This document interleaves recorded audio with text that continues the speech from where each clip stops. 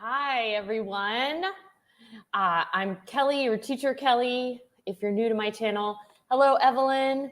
Evelyn is offering Spanish classes to adults. So, Evelyn, let us know how they can get a hold of you. You can always go to her channel. She's on Facebook if you've seen her, but if there's another way they can get a hold of you, let me know. And she's very flexible. We were both up early on, was it Saturday or Sunday? I think it was Saturday. And we just spontaneously did a lesson then. So if you want to learn Spanish, it's very useful in the US. Lots of people speak Spanish. So go to Evelyn. So let me know how you're doing. What are you teaching today? What are you going to teach? I have one class and then I have an appointment today. I have my 2-day video camp. So let me know. I also wanted to let you know that when I can't do the weekly reports, and because it's summer, I'm not going to be able to do them every week. Rebecca is my backup, and I'm going to share her channel too. She did them last week if you missed them. And last week, VIP Kid even had an update. VIP Kid is only doing them once a month. And there were several updates. So here is her channel, and I also put it in the description box. So there you can see her latest video. But Rebecca is pregnant, about to have a baby, and she's about to move to Texas. So she's going to get very busy.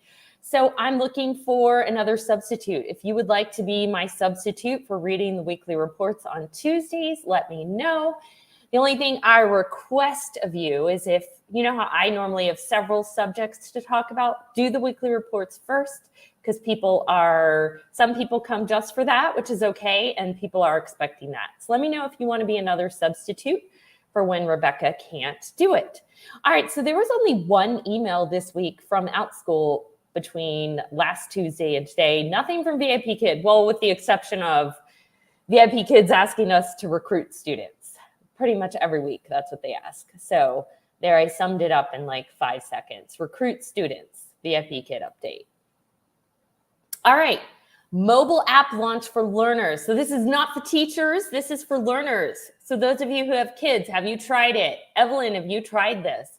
I've heard some things online, like I heard they offer like a free class, but then the app charges you, so it's not really free. Like a $10 class ends up costing $14.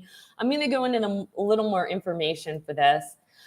New group messaging features. Tag specific group member in comment threads by typing the @ symbol and selecting their name. So that would be, you know, if you're having a conversation on the classroom page.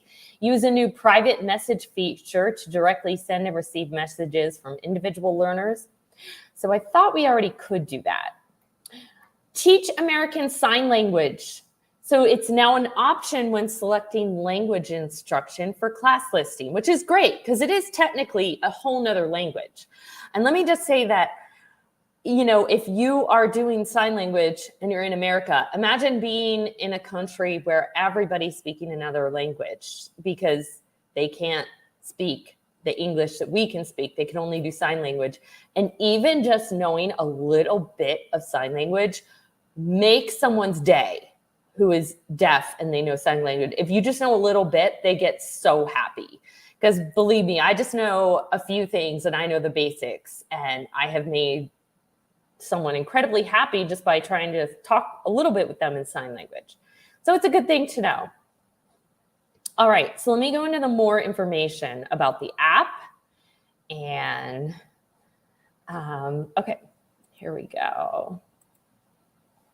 This is new app for learners. Okay, so I'm just gonna read the bullet points. Making it easy for learners to participate in classes independently. So I'm guessing this is like for little kids who maybe wouldn't need your help getting into the classroom. Reducing common tech issues and tardiness. Just like with the VIP Kid app, I can imagine it's so much quicker to go through the app than to have to, you know, launch Google Chrome and wait for it to open and things.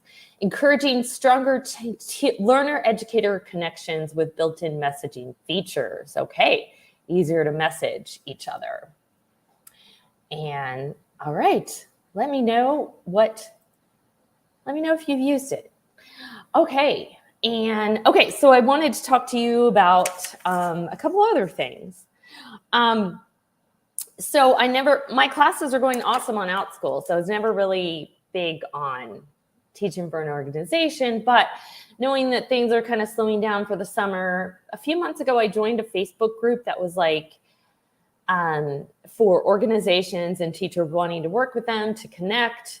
But again, I'm not really desperate. So none of the postings really caught my eye. And to be honest with you, I think some of the teachers in those organizations are expecting a lot. Like they say things like, don't work for any other organization. Well, the people in the group are probably looking to work for several, just like we work for several, but that's neither here nor there. Anyways, I created this video class. I really only have one learner, sort of two, because I asked let a friend of mine join for super discount. Yeah. Oh, Rebecca, so here's Rebecca. I just shouted out your channel and let everybody know that you do the weekly reports when I can't do them. And I screen shared and showed your channel too. Hi, Jason. Jason does videos he did one about something about VIP Kid Tiger classes. I know nothing about those because I don't do VIP Kid anymore. And he's also doing Duolingo, which I want to get back to Duolingo for Spanish. I was doing it for a while when the pandemic first started. So anyways, I created this video class and I had someone from an Outschool organization reach out to me, which is a totally different situation than like you looking through a Facebook group and like, oh, maybe I want to work for them and you got to sell yourself. This person saw my class and was like, I want you for my organization. Here's what we do. And then he not only works, has an organization on Outschool, but he also does things with other platforms and charter schools. And I just want to explain a little more before someone says, you're breaking Outschool's rules. The other stuff that he does are like different types of customers than you would get on Outschool. Like he teams up with charter schools and like, okay, we're going to contract with you for like 3 weeks and do some courses. So it's like completely separate. Plus I'll still do it. His organization on Outschool. Anyways, we talked yesterday. It was like, I started explaining some of my class and he's like, I already saw your class. I don't need to know. Like such a different situation when someone sees you and your class and wants you. So, he was willing to pay me a good, decent price and I'm excited to start working. So I did just want to say if any of you are struggling with your bookings on Outschool, organizations are always an option because, usually the advantage is like you're guaranteed a set hourly rate and you don't have to provide the curriculum. With the one I'm working with, he says we have curriculum and gives you the option of the teacher to use it or not, or to do kind of a hybrid, use a little of yours, a little of his, which such like freedom. I love it. I love freedom. That's one of the reasons I love teaching for Outschool is all the freedom after VIP Kid where it's like, they tell you everything you're supposed to be doing, So excited about that and that opportunity, and even has some like summer schools he's working with, which is great. I just had already decided I wasn't going to make much money this summer, but it is what it is. So maybe there's opportunities there. I haven't officially, joined with him and done anything yet. So anyways, let me guys know, how are your classes going this summer? So I'm going to talk about how mine are going, and I want to hear from you too. Things are definitely different in the summer. My own schedule is like different from week to week between vacations and appointments and things going on. Like I'm not free like every Tuesday like I would be during the year to do an ongoing class. So for most of my ongoing classes, I ended them and then started a new section in August, same day of the week and time, and just transferred everybody over. Actually, yesterday, my Monday class did one more. So I'm putting those on hold. I'm doing one-time classes. I have a 2-day multi-day camp, my video one, which is, but even if I didn't get a lot of bookings the first time around, an opportunity to work with an organization came out of it. So it wasn't lost. Here, let's see what you guys are saying. My schedule is packed too with life, only 1 to 2 classes a day. Yeah.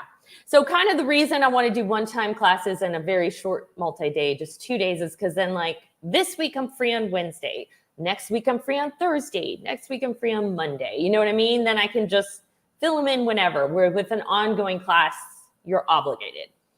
So some are doing decent, some are not. My 3 branches of government class, I had a sold out class last week. I had 3 yesterday, and 3 the minimum that I prefer to work with. I will teach to 2 or 1, but prefer to have 3.